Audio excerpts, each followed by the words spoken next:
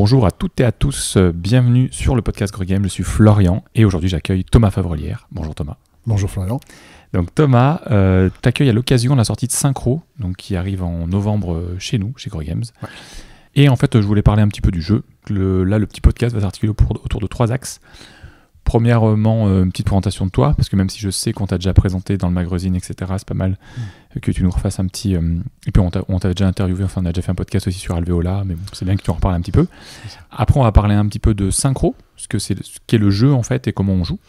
Et enfin, on va revenir sur le parcours de création de Synchro, donc de l'idée originelle jusqu'à l'édition, et voilà, voir un peu comme ça. Ok. Donc dis-nous un petit peu, Thomas, qui es-tu ? Qui je suis. Du coup, actuellement, auteur de jeux et animateur en ludothèque. Sachant que par le passé, j'étais menuisier agenceur dans une entreprise familiale de mes parents, où du coup, je fabriquais et dessinais de la cuisine, et j'ai fait un virage à 360 pour rentrer dans le monde du jeu, tout simplement. Et c'était à peu près en quand, ça C'était juste avant le Covid. D'accord. Voilà. La décision a été prise juste avant, et le Covid est tombé, donc là, le pile pour faire plein de protos. Ouais. Et ça tombait plutôt pas mal, parce que de toute façon, tu pouvais pas travailler avec ton entreprise. Je pouvais travailler un peu à distance, parce que du coup, je faisais de l'informatique, donc du dessin en 3D et tout ça, donc je pouvais faire du bureau, mais l'accueil du public était un peu compliqué. Donc, bien sûr. Et donc du coup, ça m'a permis de commencer à créer un peu des protos, me faire mon bureau, commencer à vraiment me lancer. Et ensuite, vient... Je me suis perdu. En fait, du coup, après, je me lance pas. Après, oui, du coup, vient le lancement de mes protos, la présentation de mes protos dans les festivals, en fait. Même si encore le Covid, il y a quand même des festivals qui commencent à tourner. Donc, le Flip à côté de chez moi. Donc là, on est en 2020, c'est ça ? 2020. Ouais. Le Flip est annulé, je crois, en 2020. Ouais, c'est ça. Voilà. Et après, il y a les petits festivals d'Angoulême, choses comme ça, où ça commence à ouvrir ses portes. Et du coup... présentation de mes protos pour me confronter au public. Ok, mais j'imagine que du coup, tu passes pas de je suis agenceur cuisiniste à je deviens auteur de jeu en 2 secondes. Donc ça veut dire que tu avais déjà quand même créé des protos avant, tu étais déjà intéressé par ça, tu avais déjà commencé tu jouais beaucoup. Je jouais beaucoup. D'accord, mais tu n'avais pas créé de proto du tout. Je jouais beaucoup, j'avais pas du tout créé de proto ah ouais. À la base. Alors faites pas ça, faites pas comme lui. Faites pas ça. Bon, pour le moment ça marche. Mais ça dépend. Non. Oui. On va voir après comment ça va fonctionner. Oui. Mais non, mais faut pas faire ça en fait. T'as jamais fait un proto, tu t'arrêtes pour faire des protos, c'est ça ? Je savais pas ça. Elle m'a dit donc, on est courageux inconscient, mais... Après, je me suis pas lancé auteur directement. Je suis passé quand même par la phase rencontre de la ludothèque, faire les festivals. J'ai fait mon premier festival de Cannes en tant que joueur en 2020, avant que l'année d'après il saute. Ouais. Et rencontrer un peu ce qui se passe derrière déjà en tant que joueur, voir Cannes, comment ça se passe. Bien sûr. Donc là, tu vas à Cannes en 2020 ? Ouais. Donc ok. J'y vais tout seul. D'accord. En mode touriste. Ok. Et t'es venu nous voir sur Greg Games, Nida Velia ? J'ai fait tous les festivals, mais après... je rigole sans mettre. Tu connais pas, donc voilà. Toi, t'es là en mode, tiens, je vais essayer de voir un peu plus. D'accord, très bien. Bon, ça a essayé de voir comment ça se passe pour prendre des cartes, des rendez-vous, et puis voilà, moi j'étais plus en mode joueur et voir ce qui se passe. 2020, c'était un beau festival à Cannes, je trouve. Il y avait un peu cette ambiance bizarre... que le Covid était là, on savait pas trop, mais en même temps, je trouve qu'il y avait une ambiance super cool. Il y avait pas les masques, il y avait pas, c'était encore en mode allez, ça passe. Ouais, c'est ça. On y va. Et mais après, juste pour revenir, en fait, l'idée de base, en fait, j'adore dessiner, j'aime bien. Moi, j'adore les BD aussi, donc je me suis dit vas-y, je vais créer une BD, ce serait trop bien. En fait, quand tu regardes, tu fais. C'est beaucoup de travail de faire juste une image d'une BD, et tu vois que dans une BD, il y a beaucoup d'images, donc. Après, l'illustration des jeux serait quand même pas mal. Mais voilà, après, est-ce que j'ai les compétences pour dessiner des jeux ? Enfin, c'est quand même un métier. Ça s'apprend pas comme ça sur le tas. Ouais. Et après, j'ai dit, en fait, j'adore jouer. Pourquoi pas créer des jeux, en fait ? Je me dis, c'est peut-être plus accessible. Enfin, on s'est pas permis à tout le monde, mais je pense que c'est facile. Enfin, ça se fait. Ça se fait, bien sûr. Ça se tente. Si t'as pas le coup de crayon, t'as pas de coup de crayon. Déjà, tu sais que c'est compliqué. Donc voilà. Donc je me dis, écoute, je me lance dans le jeu. Et je rencontre du coup mon jeu à Cannes, et ensuite je me rapproche de la ludothèque à côté de chez moi, et je commence à... Ils font un festival de jeux qui était encore ouvert là aussi, donc on se rencontre à ce moment-là, et puis après j'ai fait 1 an de bénévolat chez eux. Et rentré, voilà, comme ça, après... Là c'est en 2019, là. 2020, toujours. Après, c'est pas du Covid pendant et tout. Pendant le Covid, donc il y a encore quelques animations qui arrivent à tourner chez nous, et on arrive à C'est un petit local, donc on commence à... Avec mes compétences de menuiserie, on a fait un escalier, carrément. On est D'accord, chaud. ok. Escalier, aménagement, rangement, parce qu'il y a quand même beaucoup de jeux à ranger. Et voilà, aménagement un peu d'espace. Et ensuite, si je dis pas de bêtises, SN était encore ouvert en 2020 ? Non, en 2020... Je sais plus. Ah, attends. Ou 2021, je sais plus. En tout cas, avec la ludothèque, ensuite, on s'en va à SN. D'accord, voilà, ok. Là, tu te dis, bon, ok, là, on rentre dans le game. Mmh. Et du coup, pareil, tu rencontres plein d'éditeurs et plein de choses. Non, ça devait être 2021. Ouais, 2021, ouais. Oui, je pense, parce que 2021. Parce que d'ici là, entre-temps, j'avais créé des protos, j'avais commencé à prendre des contacts. Du coup, j'avais fait des contacts que j'avais re-rencontrés à SN, c'était des éditeurs français et tout ça. J'avais fait Vichy, j'avais fait... voilà. Et donc, je me lance comme ça. Ok. Donc, il y a quand même un ras-le-bol de ton boulot d'avant pour te parler. Enfin, en fait, en gros, de ce que je comprends, plus que de vouloir faire auteur de jeu, tu avais envie de changer et de faire quelque chose de beaucoup plus, on va dire, peut-être fun, en tout cas, peut-être plus dans le... ça me plaisait beaucoup, hein, le métier d'agencement, tout ça, mais c'est que le côté... créer des jeux, tu peux le faire de chez toi, j'ai des enfants, donc profiter des enfants, faire plein de choses, voilà. Ouais, t'avais aménager ton temps de travail un peu plus facilement, quoi. Et puis de recentrer sur l'instant famille, tout ça aussi. Voilà. Ouais. D'accord, très bien. Et puis créer des cuisines, c'est des rendez-vous le soir, tu finis, tu rentres, il est 9h, 9h30, tu vois plus tes enfants pendant une semaine, alors qu'en fait... voilà. Oui. Donc ça fait plein de questions, plein de choses. Ouais. Je comprends mieux. Donc, tu fais SN 2021. 2022, on se rencontre au bootcamp Greg Games. SN 2021. Ensuite, j'entends parler du bootcamp... non, c'était en 2000... Attends, là, on est en 2023, t'as raison, 2023. Attends, on est quoi décembre là 2022. Ouais, c'est ça. Premier bootcamp. Non, le premier, c'est janvier 2022. Après, le deuxième, c'est décembre 2022, effectivement. Oui, donc c'est ça colle. C'est ça colle. Sortie des scènes, du coup, voilà, Vichy SN. J'enchaîne festival de Angoulême, où là, je commence à présenter pour la première fois. Alors, tu présentes quoi? Dis-moi, ouais. Alvéola, du coup, Queen Bee. Et t'as quoi d'autre comme proto? J'avais présenté d'autres jeux. Hein. J'avais des jeux enfants, j'avais plein de... Ok. J'avais déjà plusieurs protos dans ma besace. Voilà. Ok. Et du coup, Angoulême, j'en profite pour présenter pour la première fois Alvéola, et Queen Bee à l'époque, et voir comment ça tourne. Voilà. Tiens, juste un petit peu là, juste pour savoir, t'avais combien de protos, enfin à partir du moment où tu te lances, donc en 2020 et 2021, il y a combien de protos qui naissent? J'avais 5 protos, je crois.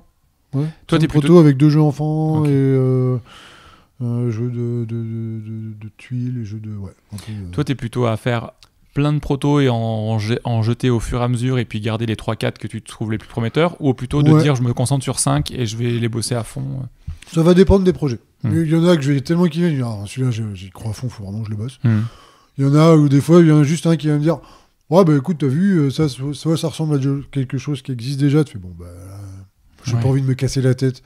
Ça c'est un éditeur qui te dit ça. Ouais, d'accord. Mais j'ai fait une publication sur les réseaux et quelqu'un me dit bah écoute, regarde, on a un peu le même principe, quoi. C'est un mur d'escalade, tu mets des pions, ils doivent monter. Et ok. Ouais, pas se prendre la tête. Je cherchais pas, il y a d'autres... Ouais. Et du coup, je me lance à en faire d'autres. Ok. Donc, Alvéola, déjà en 2021, tu le présentes à des... Ouais. Ok. Derrière... Et là, je tombe, comme par hasard, sur l'annonce. Greg Games fait un bootcamp. Wow, c'est quoi ce truc? Moi, j'y connais rien. Je dis, oh, tiens, c'est un truc qui vient tous les ans. Et non, c'est la première fois, c'est nouveau. Je me dis, je me lance, quoi. En fait, ça peut être que bénéfique. Ouais. Après, voilà, il faut venir avec un seul proto. Ah merde. Alors, l'idée, c'était... Je sais pas lequel. En fait, c'est juste que si t'en avais... En fait, tu peux en amener autant que tu voulais, mais c'était un seul qui devait être fil rouge, en fait, jusqu'à la fin. Et après, derrière, on peut bosser sur plein de trucs. Et j'en avais plein dans ma valise. Et je me suis dit, allez, je vais en sélectionner un. Et du coup, je me dis, en fait, celui-là, il est tout frais. Queen Bee, pose de tuiles. Il y a peut-être un truc. Je sais que c'est le thème des abeilles, que ça parlera pas, enfin on verra, et puis pourquoi pas. De toute façon, c'était noté que c'était pas forcément l'idée de signer un jeu. Non, tout à fait. De toute façon, les abeilles, ça n'a pas l'air d'être leur kiff, enfin voilà, on verra. On sait pas. Mais on est des ours, on aime bien les miels. Je me suis dit, ils vont rusher mes abeilles, laisse tomber les ours. Non, mais le truc, c'est qu'effectivement, le principe du bootcamp, c'était juste d'accueillir des auteurs et de leur faire découvrir, en fait, leur donner des tips et de faire découvrir un peu l'arrière-plan de l'édition. Savoir comment un éditeur travaille et donc vous donner des clés justement pour vous permettre d'aller plus vite et de comprendre comment, en fait en travaillant comment les gens fonctionnent et ce qu'ils recherchent et ce qu'ils veulent et pourquoi ils le veulent comme ça, etc. Ça peut vous donner des choses, des facilités de présentation, des facilités d'accès, donc c'est surtout ça. Et puis après il y avait un petit côté aussi petite aide proto, parce qu'il y avait Théo était là, tout le monde, il y a pas mal de gens qui étaient là, qui étaient Théo Rivière, donc qui étaient là pour nous aider et pour vous donner des tips, enfin des conseils. Donc très vite, on a vu quand tu as fait ta présentation, donc dans le bootcamp, ce qui se passe, c'est qu'on accueille les gens. Après, on fait des petites présentations sur le monde du jeu et le milieu d'édition. Et il y a aussi un moment où très vite, c'est un jeu de rôle où en fait vous passez les uns après les autres devant Céline et moi, et on fait comme si on était en rendez-vous d'un quart d'heure. Donc un quart d'heure, c'est chaud. En fait, on vous met dans des conditions les plus reloues du monde, c'est-à-dire que c'est un quart d'heure en plus avec des gens qui regardent autour. Et vous nous faites la présentation de votre jeu, on dit rien pour l'instant. On fait comme si c'était à la fin, soit on vous dit qu'on garde le proto, soit on garde pas le proto, comme dans un vrai rendez-vous en fait d'éditeur. Et pour à la fin, on fait un débrief général où en fait, on va pas cibler forcément une personne et une présentation, mais on va décrire toutes les situations qui étaient soit pas adaptées, soit hyper bien adaptées, et qu'il faut que tout le monde un peu s'inspire de cette façon de faire qui était vraiment super. Alors bien sûr, on vous dit pas de changer votre façon de travailler, mais on vous dit juste attention. Enfin, c'était super. La façon qu'il a eu de venir et de présenter son jeu, c'était une très bonne chose, et c'est de voir comment faire pour vous l'approprier. Et donc, toi, direct, tu as présenté Alvéola. Et j'avoue qu'on était assez surpris avec Céline sur la propreté du proto. En fait. Le jeu, il était ergonomiquement très chouette. Le matos était super. Alors, le matos, c'était tout en bois, parce que tu as des capacités, tu as des compétences pour le faire en bois. Bon, on a bien dit aux gens que ça sert à rien. Il sera en carton. Ça aurait été parfait aussi. Mais disons que tu avais vraiment très bien travaillé le jeu. Et le jeu, il ressemblait déjà à un jeu qu'on pouvait jouer trouver en boutique, quoi. Après, je sais pas si c'est un défaut ou une qualité, mais moi, le fait d'avoir fait plein de festivals et de bosser en ludothèque et quand je fais tester des protos, en fait, j'ai envie que les gens ils se disent c'est pas un proto. Enfin, je suis d'accord avec toi. C'est compliqué, je passe beaucoup de temps, mais en même temps j'aime, donc ça me dérange pas. Et du coup, ils sont en mode ah oui, ça, tiens, c'est un jeu, tiens, on va y jouer, on verra, et tiens, ça marche pas, ou ça marche, et voilà. Si tu commences à emmener un truc, vraiment pas beau, ça dépend de voilà. Et en fait, il faut qu'il soit propre. Faut qu'il soit propre. Faut pas que ce soit beau ou pas beau. Faut pas que ce soit trop beau, c'est-à-dire qu'il faut avoir des carreaux de faïence ou des trucs comme ça. Par contre, à partir du moment où tu fais jouer des autres personnes que toi et tes testeurs, faut que ce soit très propre en fait. Puis quand t'es en festival, t'es 10 ou 15 ou 20 auteurs pas connus ou qui se font tester. Qu'est-ce qui fait que les joueurs ou joueuses viennent s'asseoir à ta table en fait? Et du coup, tu te dis waouh, et j'ai eu beaucoup de remarques où la présence, je l'ai vu de loin en fait. Enfin, il y a une présence sur table. Après, je mets toujours mes petites décos avec mes petites plantes, mes abeilles, mon pot de miel. Voilà, on s'en fout, ça sert à rien pour le jouer. Oui, mais bien sûr. C'est pour le côté un peu, tiens, j'ai envie d'y jouer, j'ai envie de savoir ce qui se passe et tout ça. Et du coup, depuis ça, en fait, je fais ça. Maintenant que j'ai beaucoup de rendez-vous un peu plus avec des éditeurs, il y a des choses où je passe un peu à côté, quoi. Oui, bien sûr. Puis c'est normal. Ouais. Et donc, en fait, là, ce qui était du coup, toi le point qui, je sais pas si t'a aidé le plus, en fait, qu'est-ce qui t'a aidé le plus dans le bootcamp, en fait, au final? C'est pareil, du coup, le fait d'avoir fait les présentations au public et moi, mon ancien travail de présenter des cuisines en salon, en fait, j'étais hyper à l'aise. En fait, moi, de présenter un jeu, que c'était n'importe qui devant moi, que ce soit un pote ou des gens que je connaissais pas du tout, que c'était le président, on s'en fiche. Moi, c'est la même chose. En fait, je présente mon truc et puis après, advienne que pourra, et puis voilà. Et du coup, après, non, c'était plus le côté, j'avais pris quand même, parce que j'étais quand même dans une phase où j'avais pris en un an pas mal de refus. Donc là, t'es en mode, attends, en fait, tu te reposes des questions, est-ce que je me suis lancé dans la bonne voie, qu'est-ce qui se passe, qu'est-ce qu'il faut faire, pourquoi je prends des refus, il y a des fois, il y a eu des oui, mais en fait, t'as une phase de test, puis ça revient non, tu reçois le proto, tu fais, mais je fais que de prendre des noms, à un moment donné, c'est quoi le problème, voilà. Donc après, c'est pas forcément le jeu, après, c'est des façons de faire, après, forcément, le jeu, ils sont pas tous bons, donc... Et c'est plutôt des façons d'accrocher un éditeur, d'aller dans son sens, de lui faire comprendre le fond du jeu, en fait. Enfin, pas juste, oui, c'est un jeu, on lance les dés, super. Il y a un truc qui se passe derrière. Qu'est-ce qui se passe derrière que tu vois pas sur une lecture de règles ou sur une présentation? Et du coup, il y avait le côté aussi présentation des mails. Des fois, tu envoies des mails, c'est une tartine et tu fais, oh là là. Tu te perds dedans. Et en fait, en ayant une trame de rédaction de ton mail... du coup, en fait, l'éditeur, il se dit « Ah oui, ok, d'accord, ça, d'accord. Ah, j'ai compris ça, ok. » En fait, ça y est, juste en lisant le mail, tu fais « Bon, ça, c'est pour nous ou c'est pas pour nous ?» sans avoir vu le jeu, en fait. Ouais. Et c'était vraiment sur ça qu'il fallait... Ouais, du coup, on a accès présentation mail, présentation orale. Après, il y avait aussi comment, effectivement, intéresser l'éditeur quand tu présentes. Parce que, effectivement, tu présentais très bien, tu étais facile dans la présentation. Mais sur quoi il faut appuyer pour que l'éditeur se dise « Ok, je le prends. » Et quand je le prends, en fait, c'est pour éviter le fait qu'ils prennent et qu'en fait ils se rendent compte après arriver chez lui arriver dans l'entreprise, finalement ça sert c'est ça. C'est pas ce qu'il veut, donc c'est pour éviter ce genre de choses, et en sachant que ce qui t'arrive de se dire j'étais presque à signer et finalement ça signait pas. C'est souvent ce qui arrive quand on est tout proche de signer. Enfin, ça va le faire en fait. Sauf qu'il y a toujours ce moment qui est ultra frustrant. Je l'ai vécu, tous les auteurs l'ont vécu. C'est tu te dis c'est bon, là je suis bien, là j'accroche les éditeurs, ils prennent mon jeu, mais ils me le signent pas encore. Et en général, dans les quelques mois qui viennent derrière, tu commences à signer. Mais c'est souvent très frustrant de te dire là je commence à en avoir marre, j'ai envie de le faire. Je suis à 2 doigts de le faire et j'y arrive pas. Et à chaque fois que tu as l'impression que tu touches le Graal, il s'écarte un peu. Oui, c'est ça. Puis des fois, tu prends des retours et tu dis, ah bah tiens, je vais modifier ça. Ouais. Tu le relances, après tu dis, en fait, non, je suis en train de me cramer. Mais oui, parce qu'en fait, c'est ça. il l'a vu 3 fois, il se dit, bon, bah, c'est ça. ça veut pas. Donc en fait, tu es là en mode, bah, attends, mais qu'est-ce qu'il faut faire c'est quoi le truc qui me manque et voilà. Ouais. Parce que du coup, nous, après le bootcamp, on t'avait fléché sur 1 ou 2 éditeurs, dont un qui avait déjà vu le jeu, je crois. J'en avais parlé aussi. Non.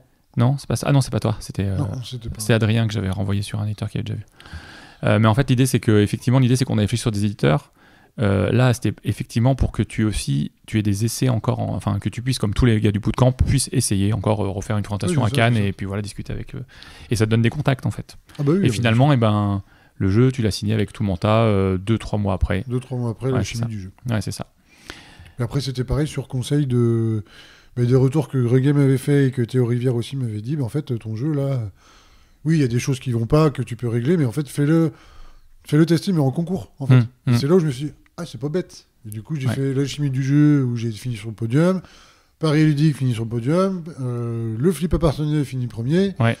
Donc je me dis, il y a quand même un truc qui se passe. Oui, carrément. Ouais. Donc après, ça a été signé, super. développé, et sorti, et voilà. Quoi. Trop cool. Donc Alvéola, c'est pas ton premier proto. Ah non. Non, c'est ça. Donc, le tout premier, il est encore mais c'est souvent comme ça. Dans un placard, mais il marche. Hein. Mais non, mais ça fonctionne. Il fonctionne souvent, mais le truc, c'est que c'est rare de finir son premier proto. Voilà. Ouais, c'est ça. Plein. On rebondit.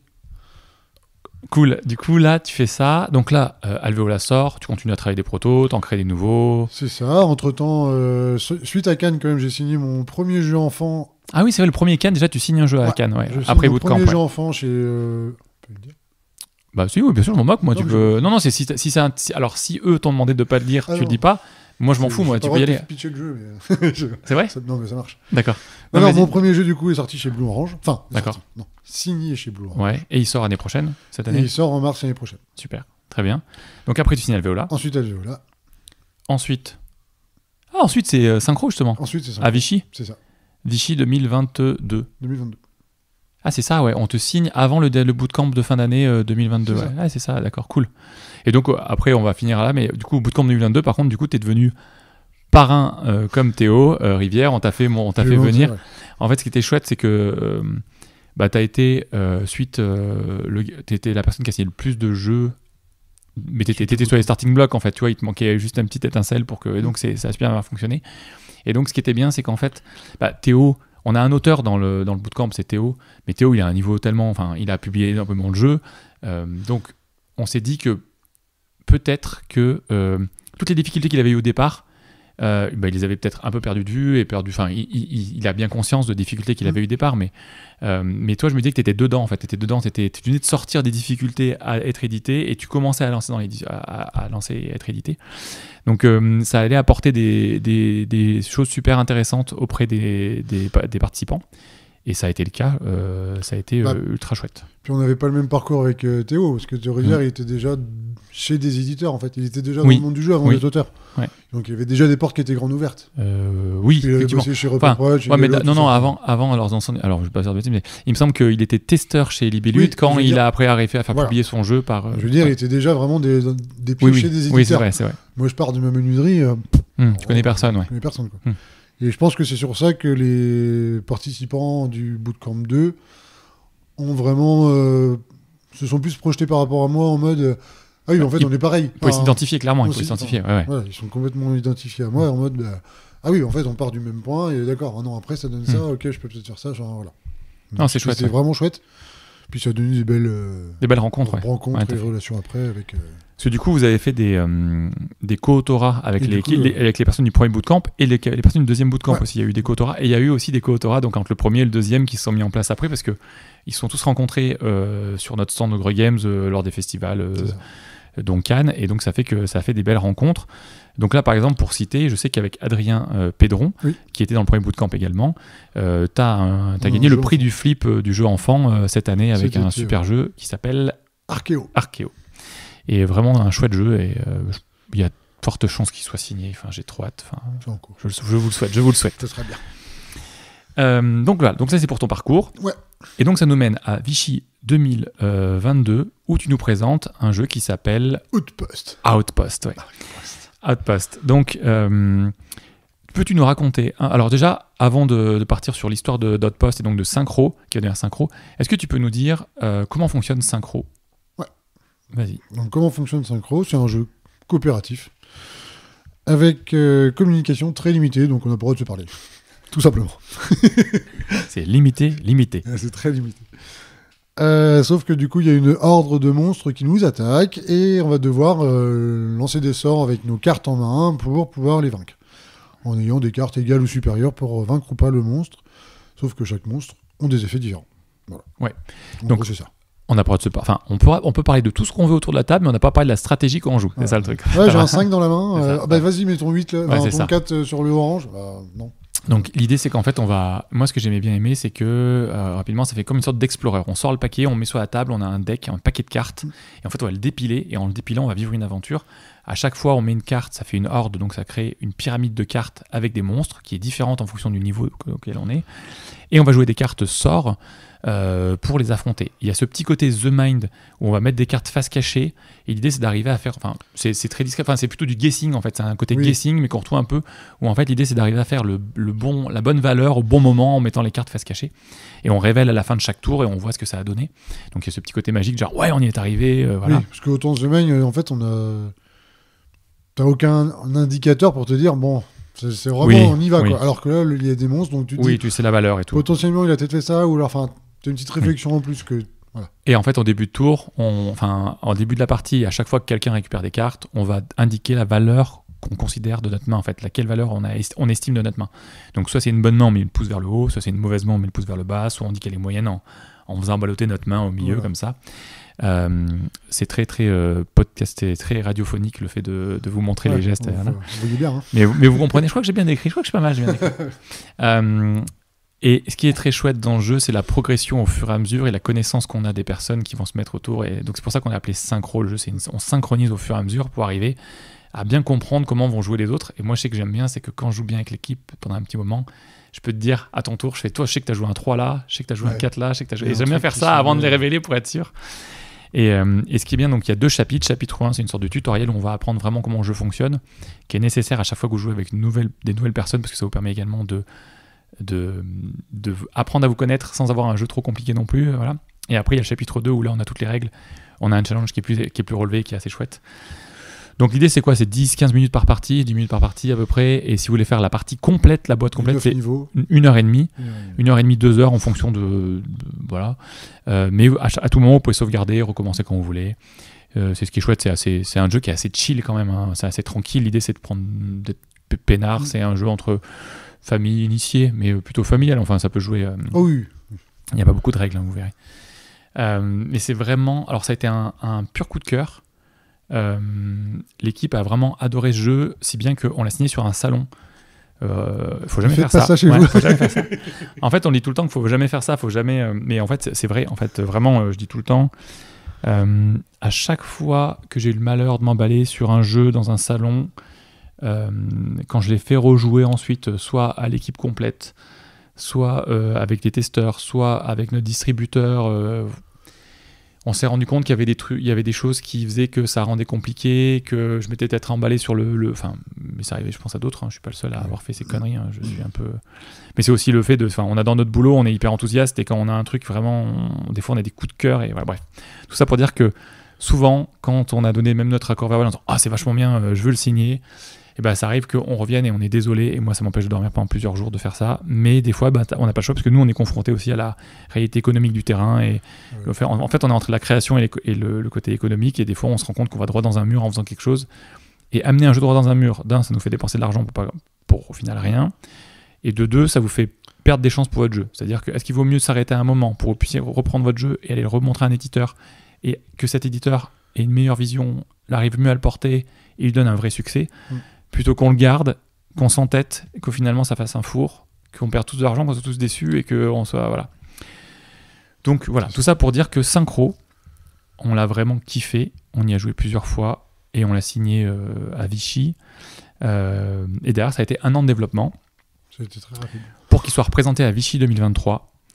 Et à Vichy 2023, il était présenté en avant-première pour les précommandes boutiques. Et il sort donc en novembre. Là, soit il est déjà sorti, soit il sera bientôt dans votre boutique ou sur le shop Gros Games. Voilà. Donc, est-ce que tu vas rajouter des choses sur Synchro, sur sa façon de jouer ? Après, il y a vraiment...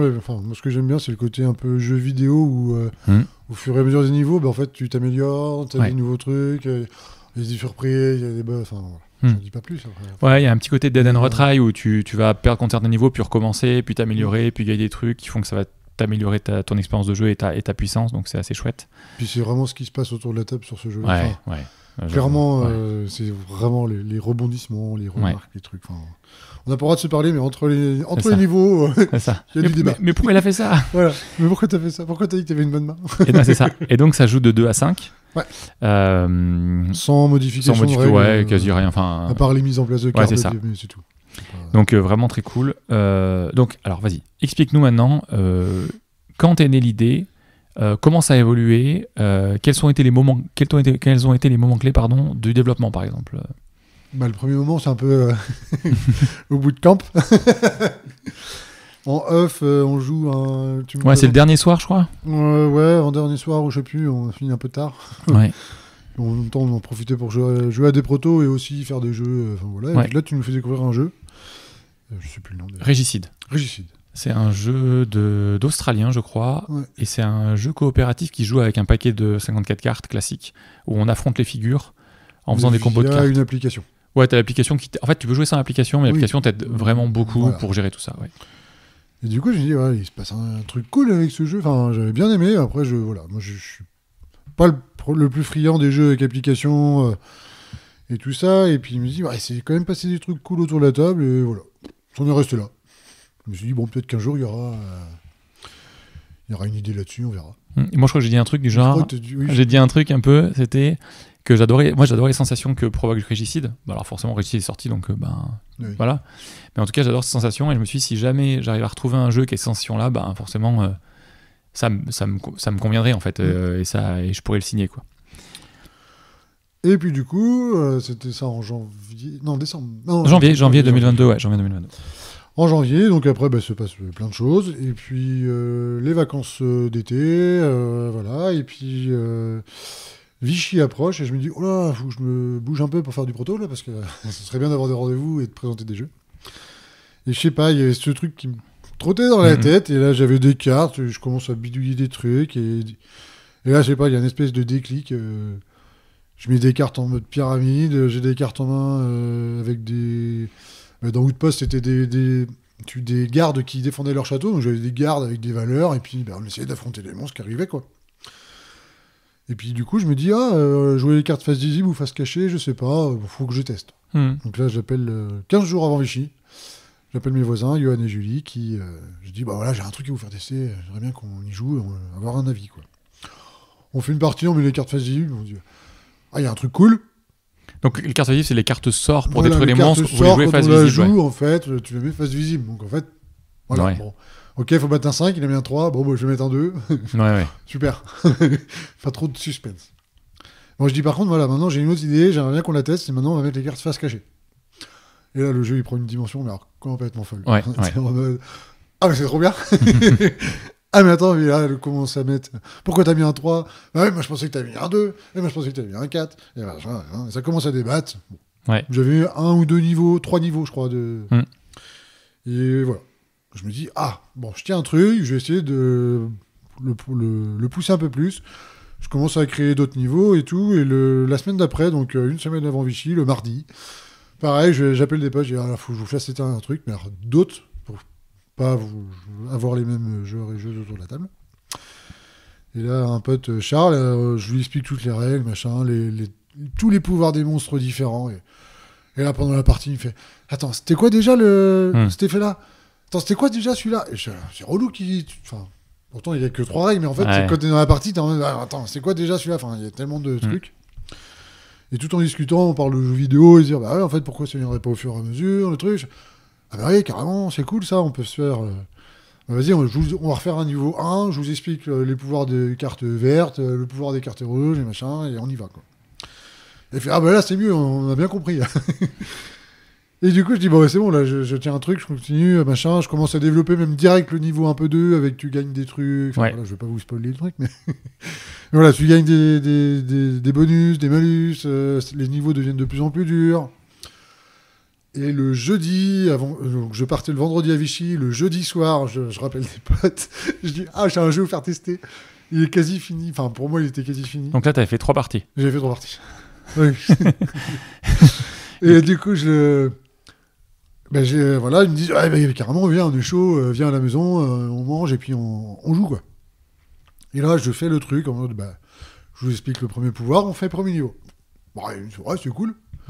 Deuxième pouvoir, deuxième niveau. Putain, c'est vraiment cool ça. Enfin, Troisième niveau, troisième pouvoir.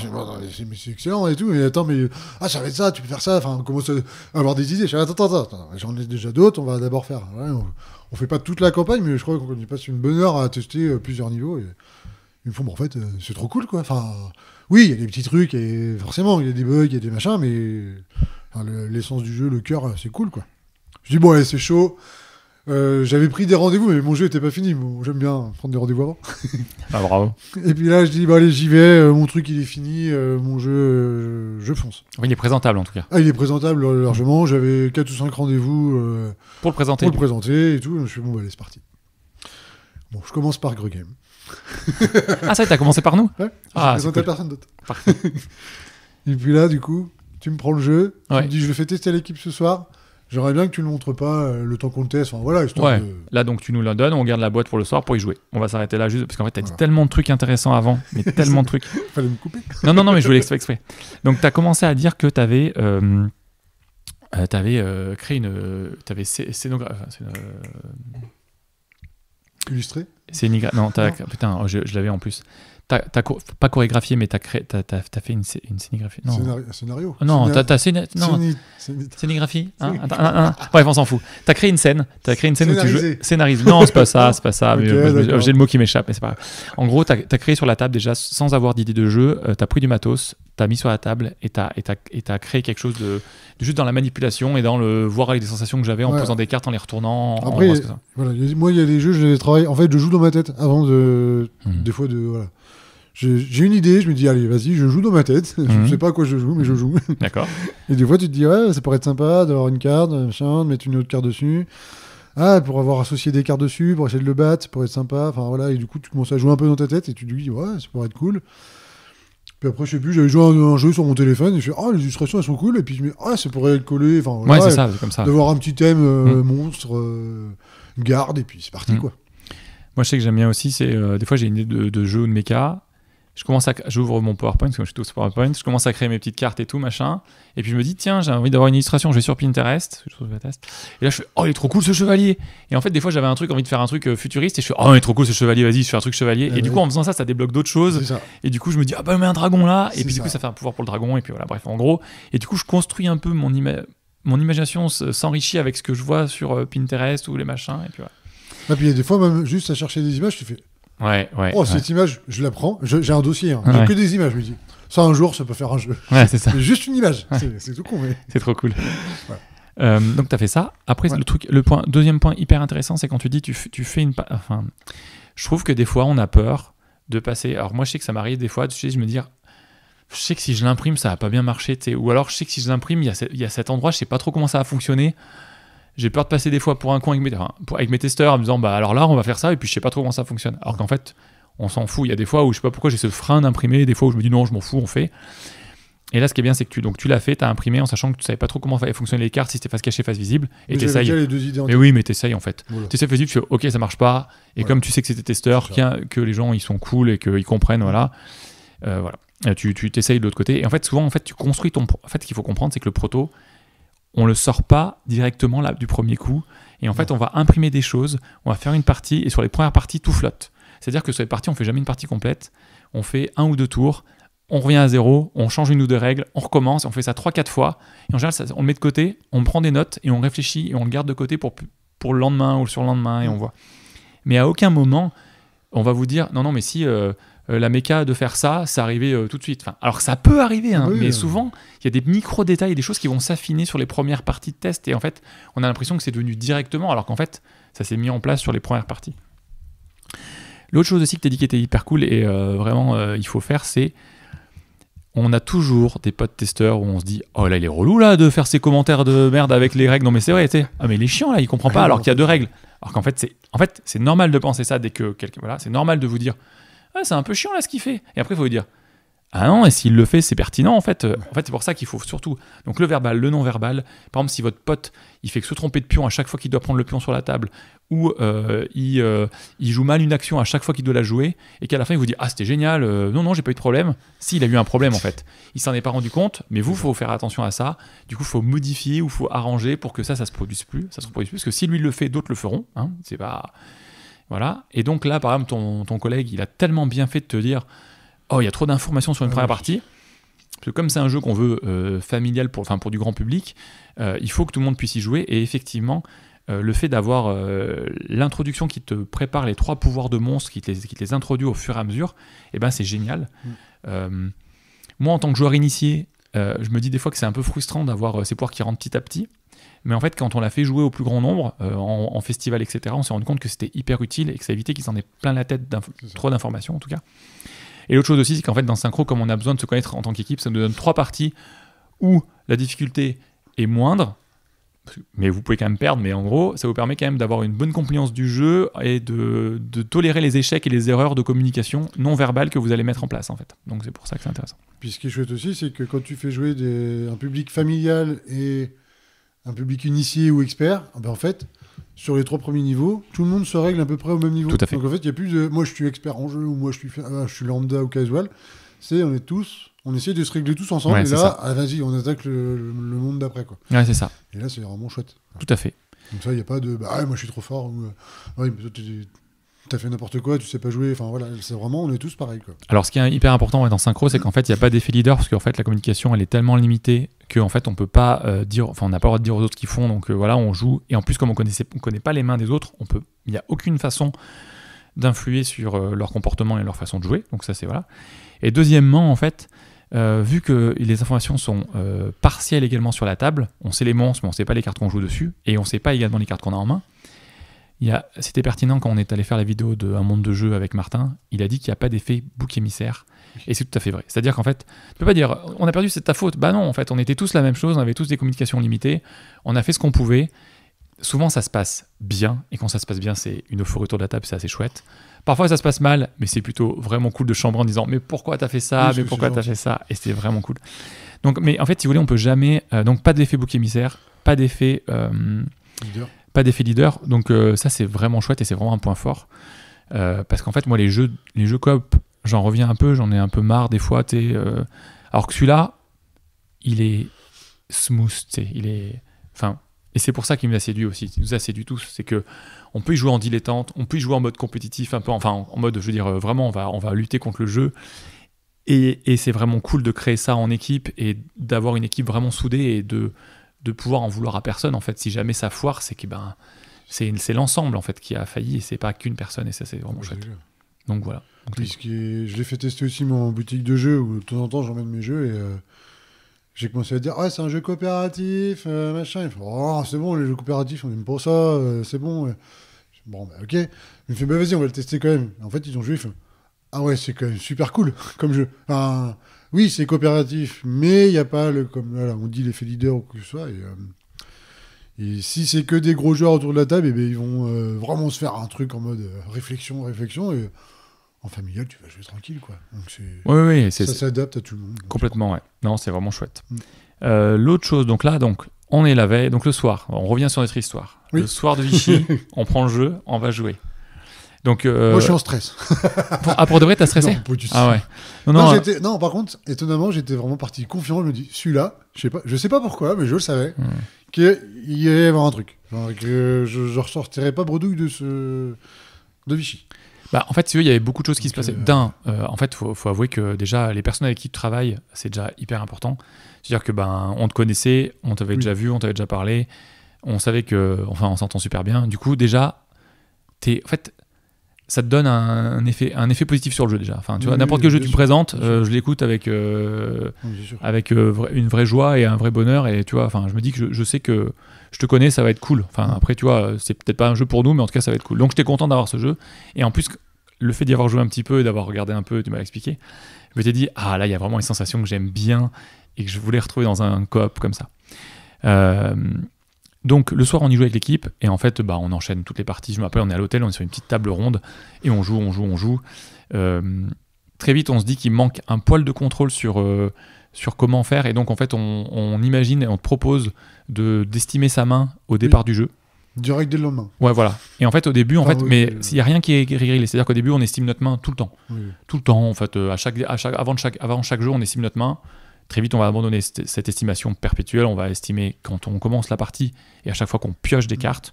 Donc, c'est pour vraiment... Et ça va... En fait, en gros, c'est juste pour vous dire que ça va évoluer par petites touches au fur et à mesure. Et là, comme ça, il y a certaines grosses étapes où j'arrive à me rappeler de ce qui s'est passé. Il y a plein d'étapes où je ne sais pas comment on est arrivé, par exemple, à la création de ce deuxième niveau, exactement comment il est. Donc, on ne pourra pas trop en parler, mais il y a des trucs où je ne me rappelle plus. Je me dis, à un moment, c'est arrivé comme une évidence. Mais en fait, je pense que dans les tests, on a introduit un truc, puis on l'a bonifié au fur et à mesure, on a avancé. Mais moi, il y avait déjà un début de deuxième niveau où tu gagnais une nouvelle carte, mais il y avait des trucs... Ouais, enfin, j'avoue que je me rappelle moi, plus. Les monstres, il y avait un peu plus aléatoire, parce que du coup, ils n'étaient pas vraiment en quantité égale. Oui. Il y a des fois où tu pouvais tomber sur des tirages, mais alors vraiment, tu savais que tu avais perdu d'avance. Oui.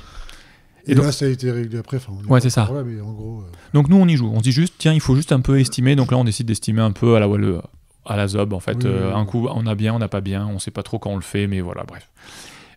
Et donc on t'en parle, enfin donc le lendemain on discute, on explique on s'était mis, on se dit on se voit demain. Donc le lendemain matin on se voit, nous ça a été un kiff, on dit ok vas-y on s'engage à le signer parce que ça nous a vraiment beaucoup plu, mais par contre attention il y a un peu de dev et je te dis un peu sur les trucs que je vois où il faut peut-être voir, voilà. C'est ça, hein. Oui, c'est ça, ouais. C'est ça. Et donc ok c'est parti, donc on rentre chez nous après Vichy, on t'envoie un contrat. On signe. Nous, entre-temps, on y rejoue encore. On y a rejoué après le soir aussi. Ouais, on y a rejoué le soir ensemble. Tiens, qu'est-ce que tu penses d'estimer sa main? Ou alors, est-ce que, tiens, on se donne... on voulait se donner une carte au départ. On donne une valeur au voisin de droite ou au voisin de gauche. Ouais. Sauf qu'en fait, la carte que tu m'as montrée, je ne me rappelle plus. Ouais, carrément. Voilà, on a essayé des petits trucs comme ça, mais c'était pas... Ouais. Non, c'est vrai, on a essayé ça. Donc finalement, on signe, après on travaille, et effectivement, une des choses dans le développement qui est arrivée assez vite, c'est ce tirage aléatoire des monstres, que tu avais beaucoup plus de monstres, mais ça fait qu'on avait un intervalle de difficulté qui pouvait augmenter. En fait, certaines parties étaient très difficiles, d'autres étaient pas d'autres pouvaient être très simples. La même partie, mais ça pouvait être hyper dur comme une partie. C'est ça. Donc en fait, ce qu'on a fait, c'est qu'on s'est dit qu'on allait garder les cartes sorts comme elles étaient. Donc en fait, depuis le début, du proto que tu m'as présenté jusqu'au final, c'est exactement la même... attribution, même distribution des cartes sorts. Par contre, les monstres ont été resserrés en mode pour qu'on ait tout le temps la même difficulté. Enfin, le placement des monstres peut te rendre un peu plus difficile le niveau, mais en gros, tu auras toujours les mêmes situations qui vont se produire, mais à des instants différents, et ça sera à toi de les gérer. En sachant que le jeu va t'amener des choses en plus qui vont faire que le jeu est rejouable à l'infini, parce qu'il y a plein de petits côtés aléatoires, de choses qui vont te thématiser chaque niveau. Mais les premiers niveaux, en tout cas, quand tu rentres dans le jeu, t'es tranquille, tout va bien, t'es guidé par le jeu et t'apprends à jouer avec toujours les mêmes monstres. Après, derrière, vous allez voir, niveau 2, vous avez plein de surprises, rejouables à l'infini, parce qu'il y a plein de situations qui vont vous arriver avec un petit peu de hasard, mais ce hasard sera là pour thématiser le niveau et ça sera très chouette. Mais donc, on a travaillé là-dessus, surtout, ensemble. Et puis après, on a travaillé sur aussi la comment ça s'appelle, la rejouabilité du niveau 2 en apportant plein de petits trucs qui vont faire de la saveur au jeu, quoi. On peut pas trop des cartes, rien que la disposition des monstres de départ. En fait, on a eu plusieurs versions, en mode ça, ouais, c'est pas terrible, ça, oui. Est-ce qu'on peut attaquer par le haut, est-ce qu'on peut attaquer par le bas? Oui, c'est ça. Est-ce que, qu'est-ce qu'on fait? Est-ce que ça peut perturber? On avait fait des trucs un peu bizarres, on a tenté des trucs un peu chelous, ouais. Et j'adore ce qu'on a fait avec le boss au final. Il me fait vraiment marrer ce boss et j'ai hâte que vous le découvriez parce que le boss final il est vraiment chouette. Chaque fois je peux pas le montrer. Ah c'est ça. Ça me démange de le montrer. Parle du boss. Mais voilà. Et donc aussi, on a eu de la chance, on a travaillé avec Raphaël Samac sur les illustrations. Et il a fait un super taf.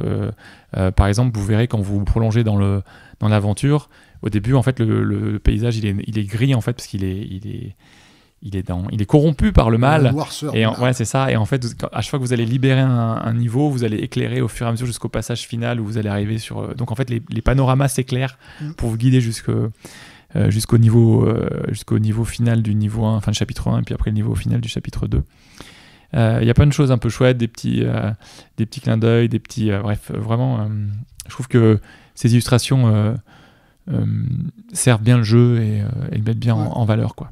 Puis Raphaël, que j'avais rencontré à Cannes cette année, enfin en début d'année du coup. 2023. Oui. Ouais, en 2023, parce qu'il venait faire les dédicaces pour Fragment, c'est ça, chez nous, c'est ça. Et du coup, pareil, je crois qu'on avait fait une partie sur Cannes. Ouais, en fait, ce qu'il y a, c'est qu'on avait commencé à lui en parler, donc il avait joué au jeu et on lui avait montré ça. Ouais, tout à fait. C'est bien de pouvoir faire jouer les illustrateurs. Ah bah oui. C'est vrai que pour s'imprégner du jeu et nous, c'est pour ça que l'univers, voilà. Ouais, bosser avec Camille aussi, c'est ultra pratique si elle est de Grenoble. Et donc ça fait qu'on lui permet elle peut venir à la maison, jouer au jeu rapidement, et derrière elle se fait une idée. Et voilà, donc c'est toujours bien d'avoir un illustrateur illustratrice qui est joueur ou joueuse en tout cas, et qui permet à qui on peut faire jouer le jeu pour. Ça permet de vraiment améliorer tout ce qui est ergonomie, tout ça. C'est quoi? Donc là, Synchro sort en fin d'année. T'as d'autres jeux qui sortent là ou pas? Oh oui. Pas avant la fin de l'année. Ah d'accord. T'as quoi, dis-moi? J'ai Synchro qui sort du coup mi-novembre. Ensuite, j'ai Wistiti Plouf chez Ozu qui sort mi-janvier. J'ai un jeu. Attends, tu l'as fait tout seul ou pas le jeu? Ah oui, je l'ai fait avec ma fille. Bah voilà. Enfin, non. Attends, du coup, on a un auteur qui te passe les co-auteurs. Super, quoi. Non, je suis pas en co-auteur avec, mais. Ah non, dis-moi. Ah ouais, en fait, elle m'a fait Elle m'a dit, de toute façon, elles adorent créer des jeux comme moi, donc elles sont en mode, papa, je te présente un jeu. Ouais, non, mais là, il y a trop de trucs sur ton jeu. Et en fait, je sais pas, j'ai eu un déclic, arrange le jeu, je fais, attends, la disposition du truc, j'ai vu un jeu. D'accord. Oh, c'est cool. Et là, je lui dis, viens, je la prends sur mes genoux, viens, on se met devant l'ordinateur, on cherche des images et tout, elle était trop contente. Voilà, bon, après, elle n'a pas fait l'idée du jeu, mais. Oui. Après, elle a fait le jeu avec moi. Et c'est bien, c'est bien. Vraiment vous l'avez fait ensemble, c'est cool. Du coup, voilà. Bon, très bien, super. Donc, Wistiti Plouf. Wistiti Plouf. Donc, en plus, un jeu, ouais, très bien, très chouette. Moi, j'y ai joué, c'est vraiment très rigolo, c'est vraiment très bien. Ensuite, après, j'ai un jeu de cartes qui va sortir chez Widika. Ok. J'ai pas le nom définitif encore, donc je peux pas le dire. D'accord. Et Widika, alors moi, je les connais pas. C'est un éditeur. C'est un éditeur de jeux. Alors, ils ont fait Potatoes. Enfin, ils ont plein de petits jeux, mais ils sont plus dans les GSS. Ok, très bien, super. Et là, ils veulent justement se centrer un peu plus sur les boutiques. Enfin, voilà, d'accord. Bon, en tout cas, jeu signé qui sort. Normalement pour Cannes. Ok. Donc c'est un jeu de cartes. C'est un jeu de cartes, très familial. Ok. Très voilà. Et ensuite, du coup, mon jeu chez Blue Orange. Oui, très bien, qui arrive en mars. Ouais. Et après, j'en ai un prochain qui sort normalement au courant de l'année prochaine chez Greg Games. Ah oui, c'est vrai. Donc là, le nom du proto, c'est Kitsune. Kitsune, pour l'instant. Et puis après, on verra. C'est un autre jeu coup de cœur. Ouais. Non, il est vraiment très très chouette. Quand on y joue, ce jeu, j'y ai joué, on en reparlera, mais j'ai joué à Cannes 2023. J'ai trouvé ça vraiment très bien, mais je savais pas comment et quoi faire pour l'éditer. En fait, je savais pas où le placer en fait, dans notre gamme, je savais pas dans notre calendrier, je savais pas tout ça. Mais pourtant, j'avais vraiment adoré. Et on y a rejoué à PEL. Et après PEL, on t'a recontacté du coup et on s'est essayé de travailler ensemble parce qu'on s'est dit que ça allait parfaitement dans la petite gamme des petites boîtes qu'on faisait avec Synchro, là, ces boîtes rectangles destinées plutôt à un public familial. Voilà, et vraiment très très cool. Donc la particularité, après j'arrête de vous embêter avec ça, là, c'est un jeu où on va s'affronter en équipe. Ouais. C'est un jeu qui a la particularité de jouer que en équipe, à 2, à 4 et à 6. On ne pourra pas y jouer à 3, on ne pourra pas y jouer à 5. C'est la vie, c'est comme ça. Par contre, à chaque fois, c'est tendu. Qu'est-ce qu'on rigole, qu'est-ce qu'on se marre. C'est vraiment plein de rebondissements. Ouais. Il y a une vraie ambiance autour de la table. Oui, c'est ça. Avec de la tension qui monte au fur et à mesure. Il faut jouer en 2 manches gagnantes et c'est rapide, vraiment... efficace. Ouais, c'est ça. Ouais. Non, tu non, oui, c'est vrai, non, je suis d'accord. Et c'est assez addictif et vraiment... toutes les personnes qui l'ont testé, j'ai que des bons retours à chaque fois, donc c'est cool. Oui. Et après, il y a aussi un petit projet qui s'est fait entre-temps avec Mathieu Martin, qui est l'illustrateur d'Alveola. Oui. Qui a été contacté pour créer un jeu sur une personne qui fait de la formation sur le vin. D'accord. qui est basé à Toulouse. Et du coup, il avait lancé sur le Discord en mode, tiens, est-ce que ça t'intéresse? Et du coup, là, je suis en co-autorat avec BA, qui, du coup, on a fait un petit jeu sur commande. Ok, très bien. Un jeu sur le vin, simple, qui sera pas dans les boutiques de jeux pour l'instant, mais que lui va super donner et promouvoir pendant ses formations. Trop bien. Donc c'est cool d'avoir des petits projets comme ça. Bah oui, c'est sûr. Puis entre-temps, j'ai fait des petits projets aussi avec les musées, où tu crées des jeux avec des collèges, des lycées. Ah ouais, tu fais ça, toi? Ouais, on a fait 3 jeux comme ça, donc c'est vraiment chouette, les enfants, ils sont super contents. Enfin, ouais, trop cool. Les enfants, ils sont ados, quand même. Ouais, mais c'est trop bien, ouais. Donc voilà, et puis après, là-dessus, il y a d'autres jeux qui sont chez des éditeurs en cours de négociation, voilà. Donc là, pour juste résumer, combien de jeux qui sont signés, qui vont sortir depuis le début là, avec Alveola, enfin ceux qui sont là? 6. Ouais. Très bien. Donc depuis 2020. Depuis 2020, lancement. 6 en 2 ans et demi. Ouais, et 6 sur les 2 dernières années là. Ouais, c'est très chouette ça. Donc c'est très cool. Une belle lancée. Bah ouais, c'est très bien, c'est très très bien. Non, puis après, moi j'ai plein de projets en co-autorat, du coup, là, je me suis mis un peu. Depuis que j'ai goûté, en fait, c'est plutôt pas mal. C'est sympa, hein. Mais il y a encore des projets tout seul aussi. Un peu Très bien. Donc, c'est vraiment chouette. Et bah top. Une belle aventure. Ah ouais, c'est cool ça, quand ça se passe comme ça. Hein. Ouais. C'est parti de ne faites pas ça. Ouais, c'est bien. Ah, c'est cool. Bah écoute, merci Thomas de m'avoir accueilli et merci de nous avoir fait confiance sur Synchro et sur Kitsune. À très vite. À bientôt. Au revoir à tous. Salut.